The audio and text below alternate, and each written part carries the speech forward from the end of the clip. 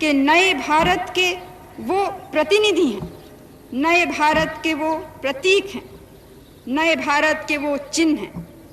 चाहे हमारे होनहार बच्चे हों, चाहे बड़े, चाहे बूढ़े, ये जिम्मेदारी हर एक के कंधों पे है। और हर एक अगर इन बातों को समझने की कोशिश करेगा, कौन प्रशंसा करता है, कौन बुराई करता है, ये सब जीवन में बहुत छोटी सी बातें हैं। प्रश्न हमारे सामने एक ही है, किस रास्ते पर हम आगे देश को ले जा सकते हैं, किसी को अच्छा लगे या किसी को बुरा लगे, इस दृष्टिकोण से हमको आगे बढ़ना है। अगर हमारे सुंदर बच्चे ठीक से नहीं पढ़ेंगे, खेल कूद में रुचि नहीं लेंगे, तो उनका न शरीर मजबूत हो सकता है, न उनका मन मजबूत हो सकता है। और ये अगर युवा पीढ़ी मजबूत नहीं हुई, अगर ये रचनात्मक कार्य में नहीं पड़ी, अगर इनमें देश का प्रेम, देशभक्ति नहीं हुई, तो फिर ये सबसे बड़ी कमजोरी, सबसे बड़ी हानि देश की होगी। फौजें देश की सीमा को सुरक्षित रखती हैं और हम सबको कारण है कि हम अपनी सेनाओं पे गौरव करें। लेकिन सेना तब बहादुरी से लड़ सकती है अगर उसके पीछे एक बहादुर मजबूत देश रहे। तो आज जो दिन है कि हम अपने इतिहास को देखें और साथ ही साथ अपने भविष्य को देखें, तो हम ये निर्णय करें कि देश किस दिशा में जाएगा, कितना मजबूत होगा, कितना प्रगति करेगा। ये किसी दूसरे की जिम्मेदारी नहीं है, ये किसी दूसरे के मदद से नहीं होगा। ये हमें अपने हाथ और पैर से, अपने दिल की मजबूती से, अपने दिमाग की तेजी से हम सबको, आपको और हमको मिलके करना है। और ये भावना अगर होगी तो इस भारत को कभी कोई पीछे नहीं हटा सकता। मुझे पूरा विश्वास है कि ये जो थोड़ा सा अनुशासन आया, इसको हम और अपनी शक्ति से बढ़ा सकेंगे। कुछ चर्चा चलता है कि यहाँ जो आपातकाल की घोषणा हुई, ये कब वापस ली जाएगी। ये कोई नहीं देखता कि कई महीनों से ढील दी जा रही है और ढील का नतीजा क्या हुआ।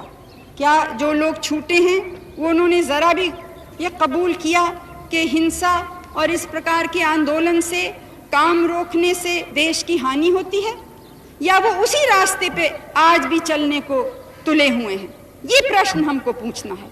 हमारे हाथ में नहीं है कि क्या होगा, ये उन लोगों के हाथ में है जो देश को तोड़ने में लगे थे, देश में अनुशासनहीनता फैलाने में लगे थे, जो ऐसे गुटों को और व्यक्तियों को प्रोत्साहन दे रहे थे जिन्होंने कभी भी न लोकतंत्र में विश्वास रखा है, ना जिस प्रकार की स्वतंत्रता में हम विश्वास करते हैं, या गुट निरपेक्षता में विश्वास करते हैं, या सांप्रदायिकता से लड़ने में विश्वास करते हैं, जिन्होंने कभी भी इन विचारधाराओं से सहमत नहीं रहे, उनको इन आंदोलनों ने प्रोत्साहन दिया था।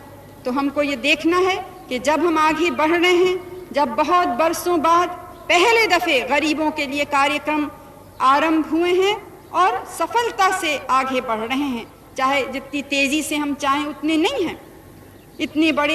इतने बड़े देश में, कोटि कोटि की जनता में अगर 70 लाख परिवार के लिए घर मिले तो बहुत छोटा है, लेकिन जहां एक को भी पहले नहीं था तो 70 लाख बड़ा भी है। इसी प्रकार अगर हम कहें कि नहीं वो 70 लाख भी नहीं चाहिए, तो फिर दूसरे लोगों को कैसे मिलेगा। तो ये समय है जब इन चीज़ों पे गहराई से हमको विचार करना है।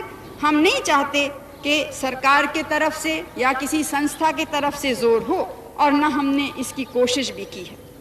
हम चाहते हैं कि हर एक अपने दिल से सोच के अनुशासन, देश सेवा, इस सब में लगे। आप सबको तो मालूम है कि गांधी जी हमेशा कहते थे कि कोई अधिकार नहीं है जो कर्तव्य से नहीं निकलता है। उस प्रकार के अधिकार आएंगे अपना कर्तव्य समझ के, तब सच्चा लोकतंत्र आ सकेगा। एक लोकतंत्र जिसमें गरीब से गरीब की आवाज़ सुनाई जाए, जिसमें कोई भी जने केवल अपने आर्थिक या सामाजिक बलबूते के कारण दूसरों पे हावी न हो, जिसमें हर एक जाने कि अगर हमारे अधिकार हैं तो हमारे जो गरीब भाई और बहन हैं, जो पिछड़े गरीब भाई और बहन हैं, उनके भी अधिकार हैं, और जहां हम अपने अधिकारों के लिए लड़ना है उतना ही उनके अधिकारों के लिए लड़ना है। ये भावना आएगी तब अधिकार सबको मिल सकते हैं। जब तक हम सोचते हैं कि कुछ लोगों को अधिकार मिलने चाहिए, कुछ लोगों की आवाज़ें उठनी चाहिए, दूसरों का चाहे कुछ भी हो, ये इसी तरह से हमने अपनी आज़ादी खोई थी और इस भूल में हमको फिर से नहीं पड़ना है। तो मैं यही आपसे कहूँगी कि हम याद रखें कि ये भारत जो बलिदान की भूमि है, आज उस प्रकार का बलिदान नहीं चाहिए। आज हिम्मत चाहिए कि हम हिम्मत से, दृढ़ता से जिएं, एक नया जीवन बनाएं अपने देश के लिए। और अगर इस महान कार्य में सब लगेंगे तो हम अपने देश को बहुत ऊंचा उठा सकेंगे। और याद रखिए कि देश के माने धरती या पेड़ या पहाड़ नहीं है, वो कि उनसे भी हम प्रेम करते हैं और उनको हम सुंदर बनाने में, सुधारने में लगे हैं। लेकिन जब देश कहते हैं तो ये इस देश की कोटि कोटि जनता है, उसको ऊपर उठाना है, उनके घरों में सुख और आराम पहुंचाना है, उनके बच्चों को हर प्रकार का सौंदर्य हमको देना है। इस महान यात्रा में हमारे संग आप कदम से कदम, कंधे से कंधे मिलके चलें, यही आज के दिन मेरी आप सबसे कामना है। आपको मैं इस दिन की मुबारक देती हूँ और भविष्य के लिए शुभकामनाएं देती हूँ। मेरे संग मिलके सब बच्चे, बड़े, बूढ़े, नौजवान जय हिंद अब बोलेंगे। जय